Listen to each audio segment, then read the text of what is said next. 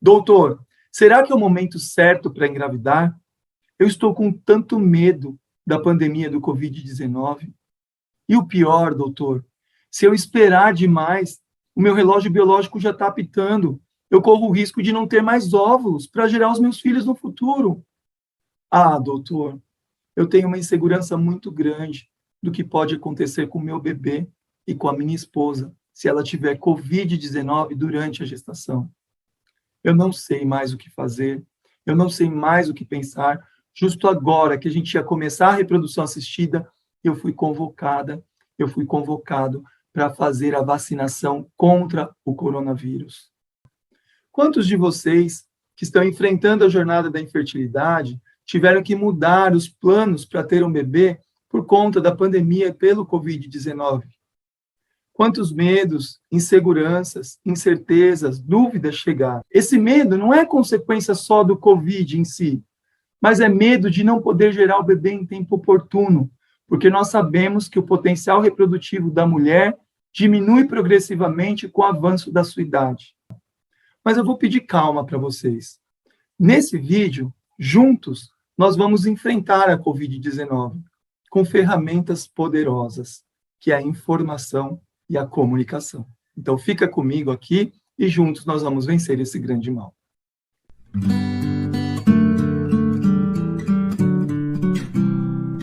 Olá, eu sou o Dr. Anderson Mello, médico especialista em reprodução humana pela USP de Ribeirão Preto e também fundador deste canal Fertilidade e Saúde, um canal de informação quando o assunto é infertilidade, buscando não só aspectos biológicos, mas também discutindo fatores relacionados à saúde da mente no enfrentamento dessa doença chamada infertilidade.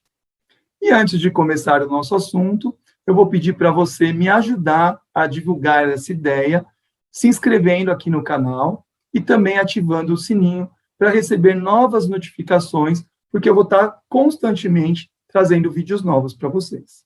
Bom, mas hoje nós vamos falar de medo, de insegurança, de dúvidas, de incerteza na vida de quem enfrenta dificuldade para engravidar em épocas de Covid-19. Uma das dúvidas mais frequentes que chegam é se é necessário aguardar a resolução da pandemia para partir para o tratamento da FIV.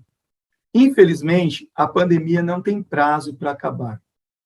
Até 2020, achava-se que a situação ia ficar controlada naquela época. Mas até os dias de hoje, nós estamos vivenciando a pandemia ainda.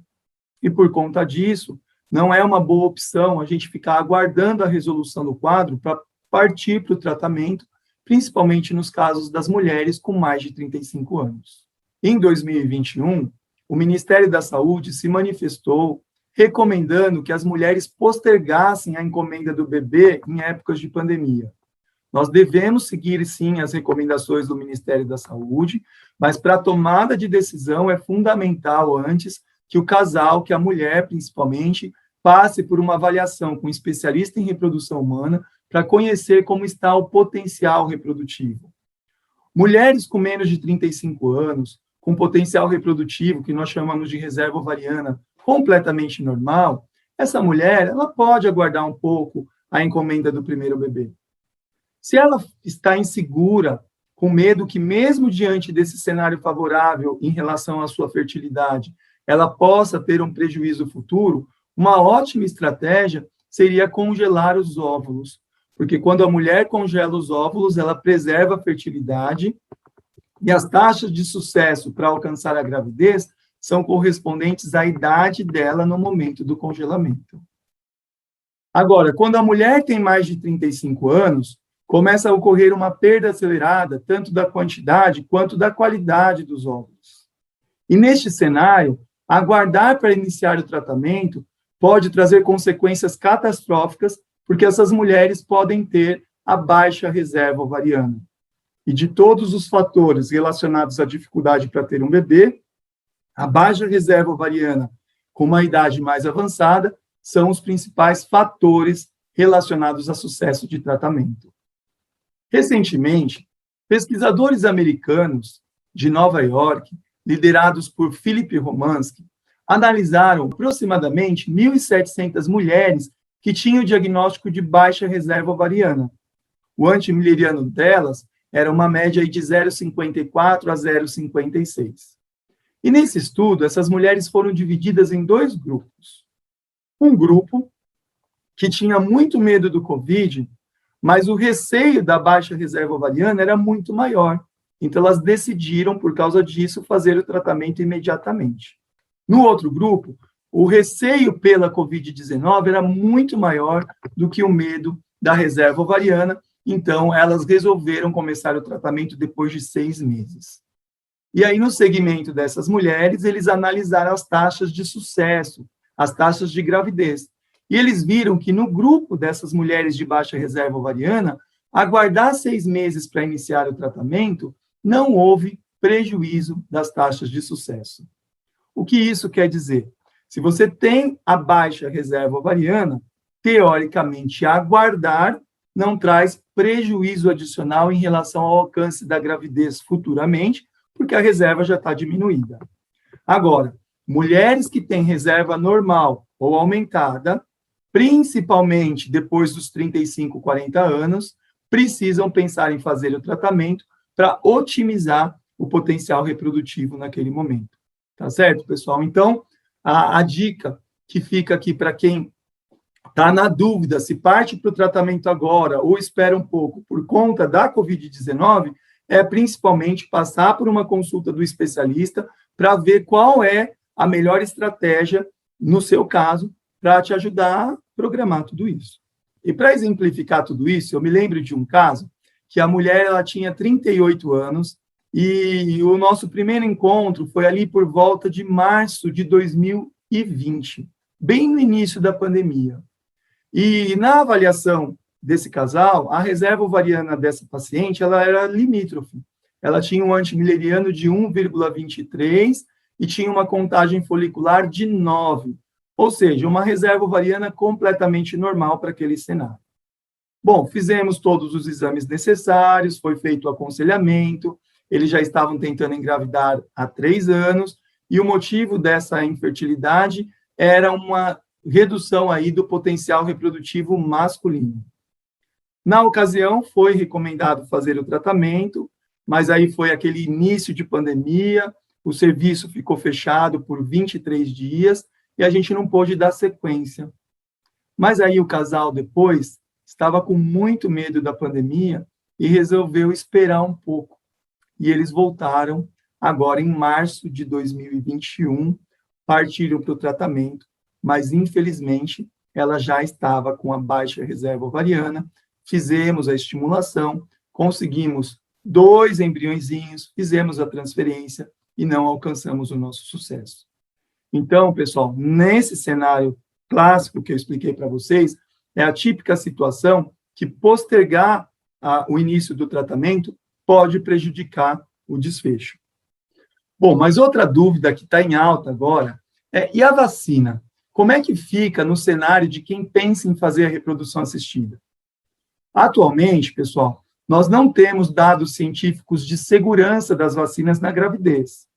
Alguns estudos estão sendo realizados, os dados preliminares são bastante promissores, mas tendo em vista a gravidade da Covid-19 e o risco da vacina, a gravidade da Covid é muito maior e, por isso, o mundo inteiro, incluindo a Organização Mundial da Saúde, recomenda que mulheres que estão pensando em engravidar, e até mesmo aquelas que já estão grávidas, recomendam a vacinação em massa. Bom, atualmente, existem 4 tipos de vacinas disponíveis no Brasil e que foram liberadas pela Vigilância Sanitária, pela Anvisa. Bom, a vacina mais antiga contra o coronavírus aqui no Brasil é a Coronavac, que é produzida pelo Butantan, em parceria com o laboratório farmacêutico chinês. Essa vacina é produzida com partícula de vírus inativados, o vírus morto, semelhante à composição de outras vacinas que tradicionalmente já são utilizadas na gravidez. A Coronavac, ela deve ser administrada em 2 doses. Uma outra vacina disponível é a AstraZeneca, que é produzida pela Fiocruz, em parceria com a Universidade de Oxford. Essa vacina tem como componente um adenovírus que recebeu parte do patrimônio genético do coronavírus. E com isso, uma vez administrada, ocorre o desenvolvimento aí da imunidade. Essa vacina também deve ser administrada em 2 doses. A vacina da Pfizer é uma terceira opção também, é uma vacina que ela possui partículas de RNA, um componente genético ali da célula, deve ser administrada também em 2 doses. E mais recentemente, na forma de doação, um número aproximado de 3 milhões lá dos Estados Unidos, nós temos a da Janssen, a da Johnson Johnson, que apresenta um componente semelhante à da AstraZeneca, o adenovírus com partículas do corona, partículas genéticas do coronavírus, e essa vacina tem uma particularidade que ela deve ser administrada em dose única. Dessas 4 vacinas, pessoal, todas estão liberadas para quem está tentando engravidar. Só temos uma particularidade. A vacina da AstraZeneca, ela está contraindicada no momento para as gestantes. Então, se a mulher que vai partir para um tratamento de reprodução assistida receber a primeira dose da AstraZeneca, e no meio do caminho desses 3 meses entre a primeira e a segunda dose, ela engravida, ela não vai poder receber a vacina contra o coronavírus da marca AstraZeneca. O Ministério da Saúde contraindica, no momento, essa aplicação, porque recentemente nós tivemos 2 casos de óbitos de gestantes que receberam essa vacina. Até o momento, a recomendação é que a segunda dose deva ser administrada depois de 45 dias do nascimento do bebê. Entretanto, algumas portarias, e em alguns países também, já estão indicando, nesse cenário, a segunda dose como a vacina da Pfizer. Mas a gente vai precisar aguardar novas recomendações do Ministério da Saúde.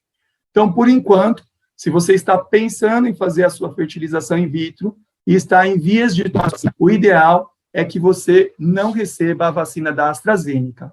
E a comunicação, pessoal, é fundamental. Converse com seu médico especialista, peça para ele fazer um relatório, e nesse relatório ele consta que você tem potencial de ficar grávida e que não deveria receber a vacina da AstraZeneca. Em alguns locais, a gente tem conseguido, as mulheres têm conseguido receber vacina de outras marcas. Bom, mas e durante o tratamento, eu posso receber a vacina? Pessoal, durante o tratamento, você pode sim receber a vacinação de qualquer marca. A ressalva é em relação a essa particularidade da AstraZeneca que eu comentei anteriormente. Mas e se durante o tratamento você contrair a infecção pelo Covid-19? Aí, pessoal, nós temos recomendações internacionais, a Sociedade Americana, a Sociedade Europeia de Medicina Reprodutiva, o ASRM, o ESHRE, a Rede Latino-Americana, a Rede Lara, e as 2 sociedades brasileiras, a de reprodução humana e a de reprodução assistida, recomendam que durante a fase da estimulação ovariana, a mulher deve ter o seu tratamento suspenso, com exceção de 2 situações. Se ela está congelando os seus óvulos para tratamento de câncer, então, nesses casos, a gente pode armazenar os gametas, ou naquelas situações onde a mulher tem a síndrome do hiperestímulo ovariano, onde muitos óvulos, muitos folículos estão crescendo com perspectiva de ter muitos óvulos. Nesse caso, a gente precisa colher esses óvulozinhos, esses gametas, porque a paciente pode ter complicações se a gente não intervir.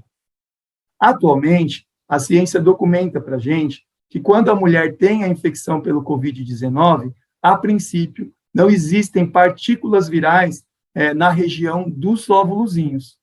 Por conta disso, nós temos dados preliminares mostrando que esses óvulos podem ser utilizados no futuro, desde que eles sejam armazenados em botijões de nitrogênio apropriados para pessoas infectadas com Covid-19. Bom, e recentemente nós tivemos um caso de Covid-19 durante a fase de estimulação ovariana. Essa paciente ia ser doadora de óvulos. Ela não estava com sintomas, mas por normativa da Anvisa, é obrigatório realizar o RT-PCR, o suave nasal, nas pacientes que vão doar óvulos para tratamento de outras pessoas.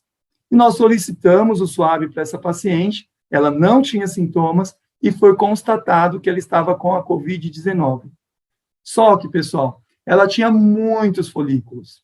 e como consequência disso, nós precisávamos fazer a coleta dos óvulos. A nossa opção, então, foi de partir para o procedimento, nós conseguimos os óvulos dessa paciente, só que nós cancelamos a doação, mas esses óvulos foram armazenados para uso futuro. Bom, mas e para a mulher grávida? Isto muda? Então, pessoal, por conta dessa complicação que eu mencionei para vocês, dos 2 óbitos de gestantes que utilizaram a vacina da AstraZeneca, no Brasil, as outras 3 estão liberadas para o uso durante o pré-natal. Entretanto, até o momento, o Ministério da Saúde apenas autoriza o uso da vacina contra o Covid-19 em grávidas que têm comorbidades, que têm doenças, e essas doenças têm que ser comprovadas por relatório médico, têm que ser comprovadas também pelo uso de medicamentos. São doenças crônicas, como, por exemplo, hipertensão arterial sistêmica, pressão alta, diabetes, que a mulher utiliza insulina, problemas no coração, doenças no rim, doenças no pulmão, desde que tudo seja comprovado por relatório ou por receitas médicas, tá? Então, a particularidade na gravidez é essa, e a recomendação é que mulheres que também estão naquela fase pós-parto, que a gente chama de puerpério, podem também receber a vacina até aí os 45 dias. Bom, mas e para a mulher grávida? E para o bebê? Quais os riscos da Covid-19? Nós sabemos que as gestantes são consideradas grupo de risco para a Covid, principalmente porque o sistema imunológico ele está adaptado ao crescimento do bebê dentro do útero. E isso promove uma redução da imunidade, favorecendo que as mulheres infectadas pelo Covid-19 tenham maior risco para infecções secundárias, maior necessidade de internação em UTI, maior risco de óbito, maior risco de precisarem aí fazer uma cesárea, e também temos o maior risco de prematuridade. Então, nesses casos, as gestantes teriam indicação de fazer a vacinação, mas no momento a gente está aguardando um novo posicionamento do Ministério da Saúde para ver se então amplia novamente a utilização da vacina em larga escala para grávidas. Agora, para o bebê, pessoal, as 2 principais complicações observadas é a prematuridade com necessidade de internação na UTI e também o baixo peso ao nascimento. Bom, mas tudo é muito novo, tudo é muito recente, precisa ser melhor estudado e o tempo vai começar a responder de forma mais confiável o que o Covid realmente pode trazer de consequências prejudiciais para a mamãe e para o bebê durante a gravidez. Bom, pessoal, então, resumindo o nosso assunto de hoje, para a gente enfrentar a Covid-19, é importante ter uma avaliação personalizada, incluindo aspectos fundamentais da fertilidade do casal, como a idade feminina, a reserva ovariana, o espermograma, são aí os 3 principais fatores que a gente precisa avaliar. Então, o Covid-19, ele mudou, sim, a nossa rotina. Ele trouxe medo, ele trouxe insegurança, ele trouxe incerteza, mas a gente precisa ir atrás da informação e precisa ir também atrás da comunicação, do diálogo com o médico especialista, para discutir de forma personalizada qual é a melhor estratégia em cada cenário. O medo, a incerteza, a insegurança faz parte do processo de construção de alicerce para a gente vencer a infertilidade, para vencer a Covid-19. Mas se essa insegurança ela está passando de um limite aceitável, você já está deixando de fazer as suas atividades cotidianas, isso já está impactando no seu dia a dia, aí talvez você precise de ajuda de um médico psiquiatra, de um terapeuta, para ajudar a enfrentar essa situação com muita resiliência, com muita paciência, porque para toda situação sempre há uma solução. Bom, pessoal, gostaria de agradecer a atenção de vocês e pedir que vocês compartilhem, que vocês deem um joinha aqui embaixo para ajudar a divulgar esse vídeo e ativem o sininho aqui no YouTube, que eu vou estar trazendo muito conteúdo novo para vocês. Até o nosso próximo encontro.